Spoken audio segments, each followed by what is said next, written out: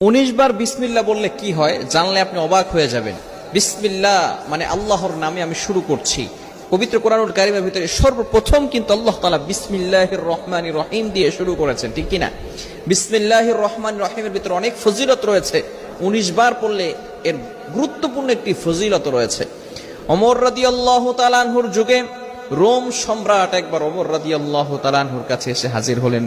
বললেন, ইয়া আমিরুল মুমিনিন খলিফাতুল মুসলিমিন, আমার মাথায় প্রচন্ড ব্যথা। ওমর রাদিয়াল্লাহু তাআলা আনহু এমন একটা টুপি সেই রোম সম্রাটকে দান করলেন। সেই টুপিটা যখন মাথায় দেয় সাথে সাথে মাথার ব্যথা ভালো হয়ে যায়। সুবহানাল্লাহ, বাসায় গিয়ে সাথে সাথে মাথার ব্যথা কি হয়ে যায়? ভালো হয়ে যায়। আবার যখন সেই মাথার টুপিটা খুলে ফেলে আবার তার মাথা ব্যথা হালকা হালকা শুরু হয়। এবার সকলে অবাক হয়ে গেল সেই টুপির ভিতরে কি আছে। ওমর ইবনুল খাত্তাব রাদিয়াল্লাহু তাআলা আনহু টুপি